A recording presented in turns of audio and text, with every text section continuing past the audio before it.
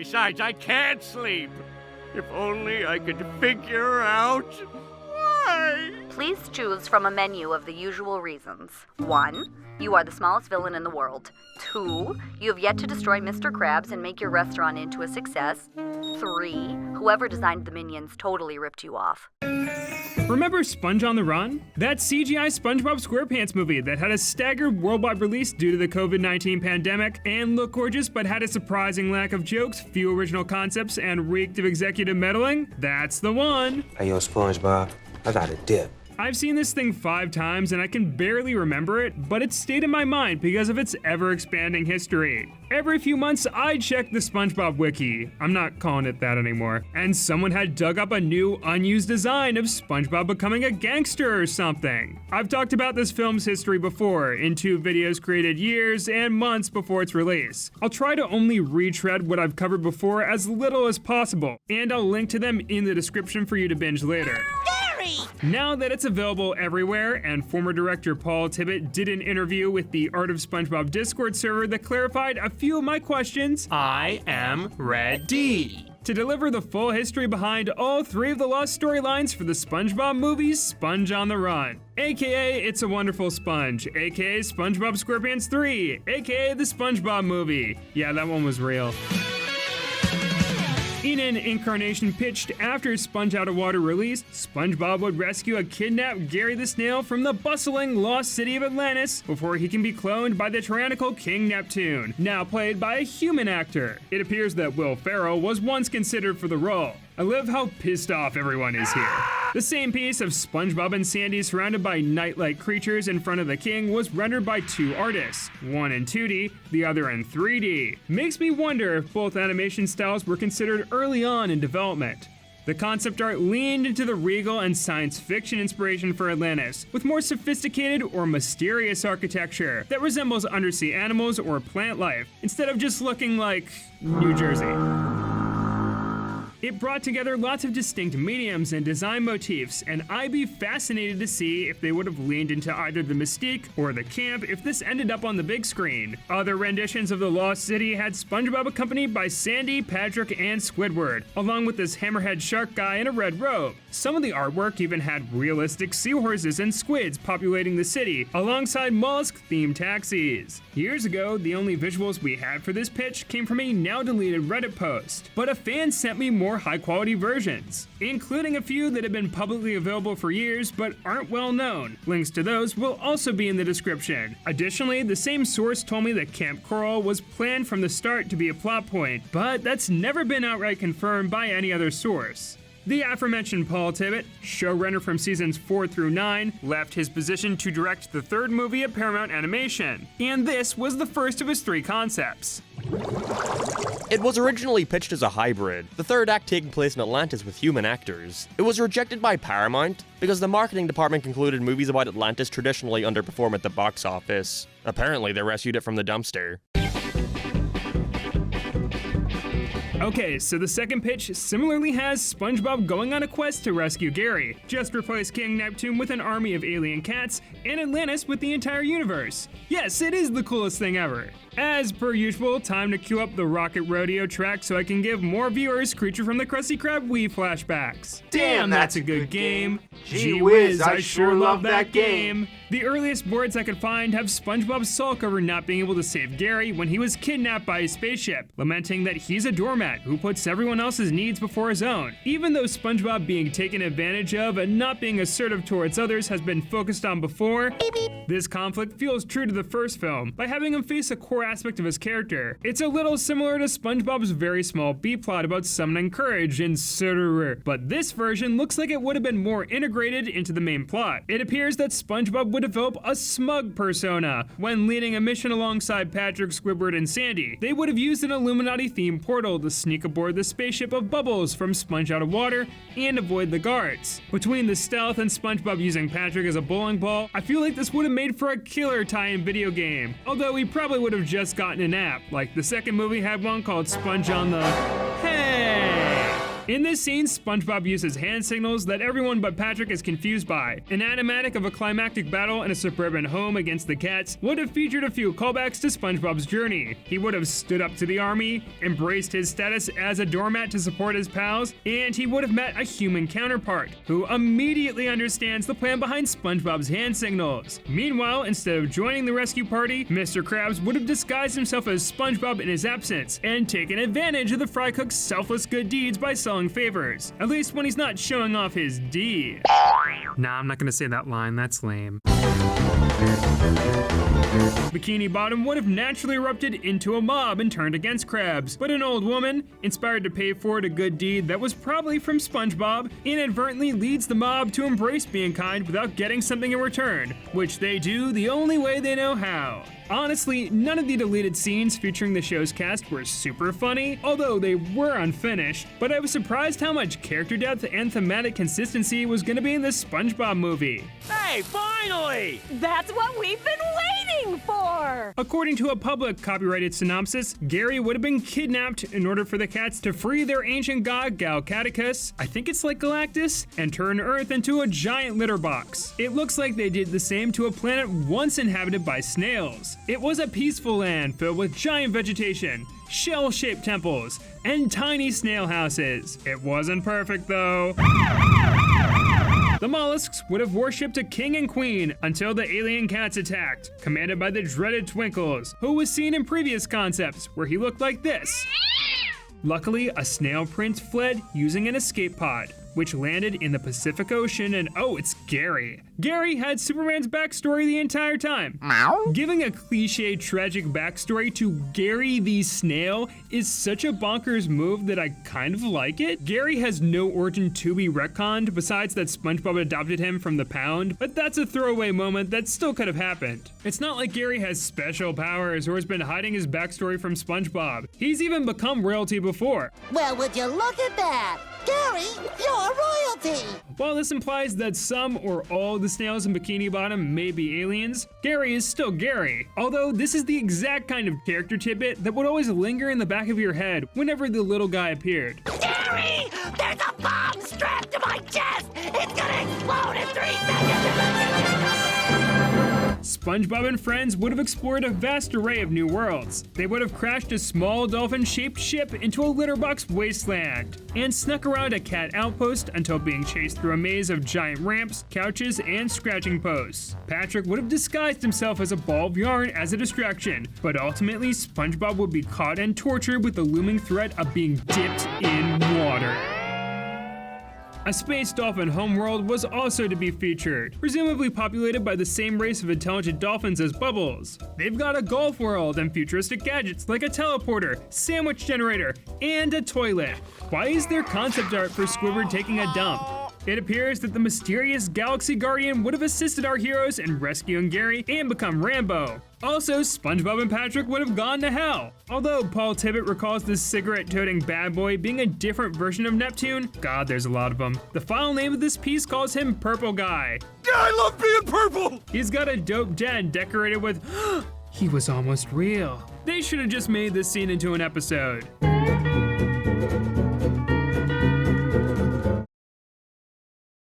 At this point, you might be thinking that the storyline is pretty out there for a major motion picture, but if you're familiar with Paul Tibbet's tenure as showrunner, there's plenty of thematic callbacks to his episodes, on top of a blatant one to Miss Grizzlepuss from Band of Bikini Bottom, that still makes this feel like SpongeBob. However, I didn't go into every detail of the planned synopsis just yet. SpongeBob and his Bikini Bottom pals don't just go on an epic adventure to rescue Gary and save the world. SpongeBob and his Bikini Bottom pals, with some help from President Johnson, go on an epic adventure to rescue Gary and save the world. Who is President Johnson? Well, his character originally went by a different name, Nicolas Cage. He was going to play himself, running for president after he failed to be cast as one, motivated by his agent's claim that no one would believe him as president. probably unintentional, but there's some similarities to the premise of Cage's most recent film, The Unbearable Weight of Massive Talent. It would have been really funny if that entire movie was canceled because SpongeBob ended up doing the same gimmick, minus the whole people losing their jobs part. To stop the alien cats from taking over Earth, the president would have called in Terry the animal trainer to whip the military into shape after she trained his flying Siberian tiger Fluffy on the set of a fictional film called Hunters vs. Gatherers. I was racking my brain trying to figure out where these shots of a caveman riding a saber-toothed tiger would have fit in, until I realized that this was probably an in-universe clip from that movie. Two sets of boards exist for a scene where Nick Cage's character Harfa stops a scavenger named Brooke from stealing fire for his family and drops a one-liner, which the president demands more of in his speeches, seeking less budget balancing and more bad guy bashing. There's also General Walters and General Talonbach,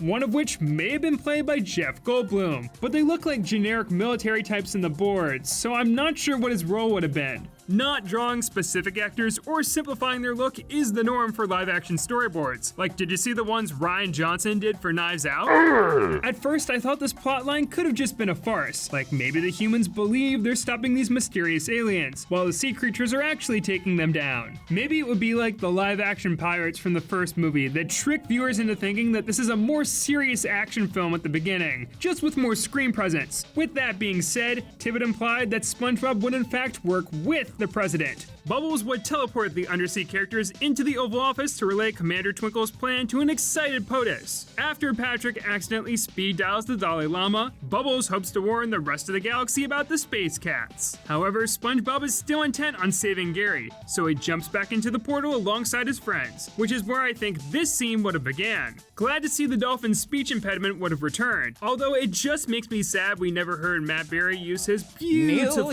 voice to reprise his role as Bubbles.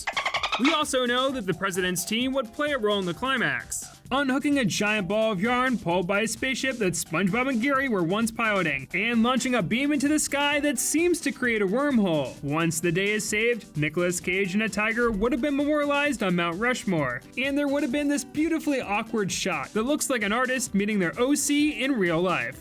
Sponge on the Run would have no shortage of celebrities basically playing fictionalized versions of themselves, but devoting so many scenes to a big celebrity in-joke instead of a quick cameo, which has been the norm for these kinds of appearances in SpongeBob, seems like a hard creative decision to rationalize. Unlike Sponge Out of Water's swashbuckling villain Burger Beard, the president and the generals feel at odds with the other scenes we've gotten a glimpse of. I'm sure there were concerns about an Independence Day style political thriller being more of an interruption than a juxtaposition, even if that was the point. It turns out that this aspect of the story is part of the reason why it was scrapped. All of the concept art and storyboards publicly available date back to late 2015 or the entirety of 2016. And what was consuming the American news cycle throughout that period? A celebrity becoming president of the United States. The film was never meant to take a political stance, but there was a worry it would be misinterpreted, as one of its jokes became increasingly real and less funny. This was apparently only 10% of why this version of the film was replaced, which seemingly occurred when its release date was pushed back on March 28, 2017. Tim Hill, a man who directed a Garfield movie where he never mentions Mondays, took over as director and had this to say about joining the project. The studio had plans for a different version of the movie, but that one was scrapped. Steven Hillenburg was always a fan of grounded, relatable, and simple stories. I think the previous script was a bit too far-fetched. Even though I didn't find the little I've seen of the presidential plot to be very funny, I would have liked it to happen for selfish reasons. First off, we would have finally gotten good Nicholas representation in SpongeBob SquarePants. Previously, all we had was the creepy Alton Brown fish, who debuted in an episode that traumatized me.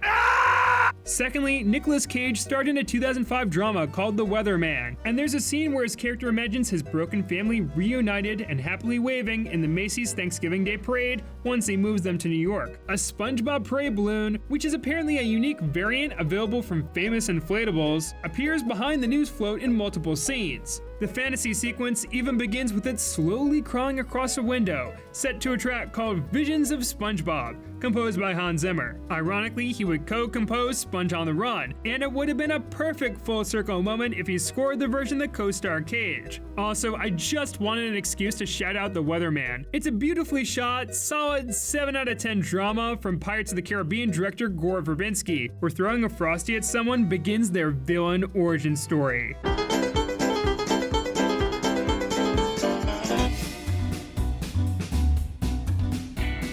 According to Paul Tibbett, the third version of the film boarded was the most similar to what was released. We don't know anything else about it, so I'll use this section to cover any major differences between this version and any behind-the-scenes material. Most of the concept art isn't far off from what ended up on screen, and there aren't many unused assets. All I could find were a shark aquarium and nightclub, costumes for SpongeBob and Patrick when they appear on stage in front of the king, Sandy's tractor, and an incredibly stylish party wizard hat for SpongeBob. Yas, Queen, slay! A lot of development art was repurposed for the credits, which more animated films or shows need to do. Everything else comes from the deleted scenes featured on the home media release or storyboards that have been uploaded online. Sponge on the Run was to open with a flashback to Camp Coral, before we're introduced to Patrick, Squidward, Sandy, Mr. Krabs, Plankton, and Karen. Pearl also appears briefly, despite not making it into the final cut.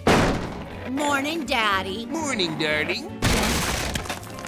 That'll cost me. The flashback was supposed to show most of the main cast meeting for the first time, emphasizing how this was intended to be a homage to It's a Wonderful Life, adopting the subtitle It's a Wonderful Sponge in 2018. The scene where all of SpongeBob's friends describe how much he means to them in a manner that has too much sexual tension reminds me of the 1946 film, but only thematically. The flashbacks were spread out to avoid having two first acts, otherwise leaving the homage aspect on the cutting room floor. Another brief animatic has Patrick trying to sneak attack SpongeBob before he goes to work, which gets a loud and angry reaction from Squidward that leads him to be swarmed by seagulls. Except they're underwater somehow?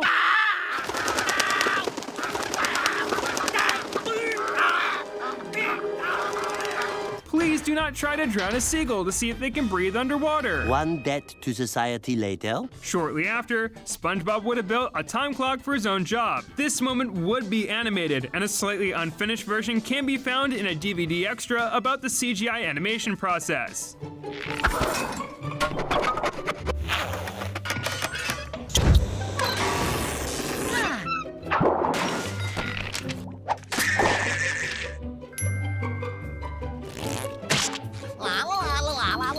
Then the scene of SpongeBob jump-starting the grill would have been interrupted by Plankton instead of Mr. Krabs, who suggests that he should take a vacation in order to get him away from the Krusty Krab. SpongeBob responds by saying he can't take a vacation because he doesn't want to leave Gary alone, as his snail means everything to him. The first time Plankton considers SpongeBob's loyalty to Gary in the final film is when he kidnaps Gary, so this is a bit of connective tissue that the movie could have benefited from keeping. A few additional gags were considered for the two montages set to Weezer songs.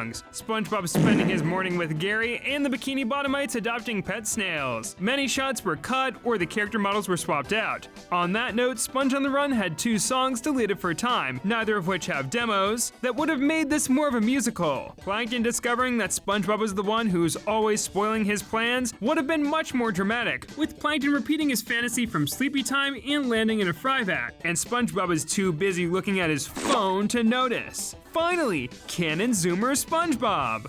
Patrick would have convinced SpongeBob to travel to the lost city of Atlantic City with him by singing Things Go Better with Friends, which was turned into merch. Most importantly, Plankton's defined ass cheeks did not originally appear in the storyboard. An animator went out of their way to add them for a single shot, and I salute them for all their hard work and dedication.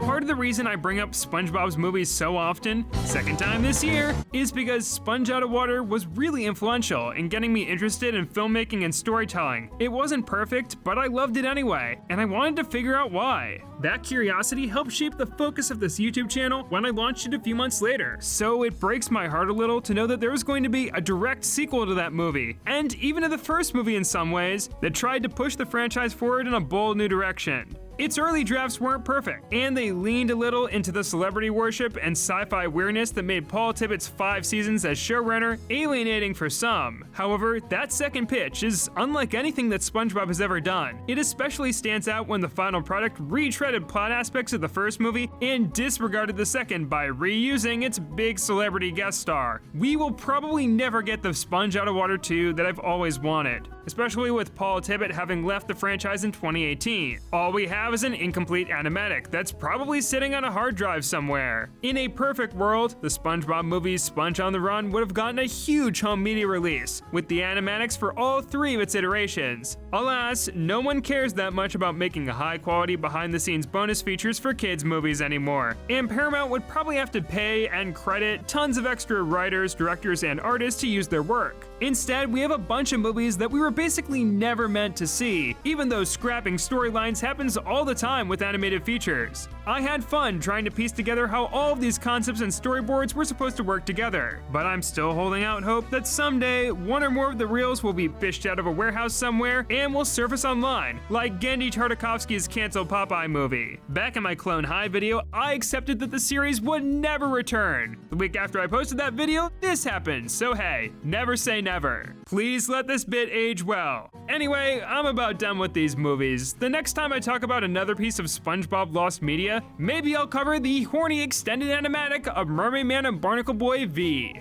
Would you all look at that mechanical skink?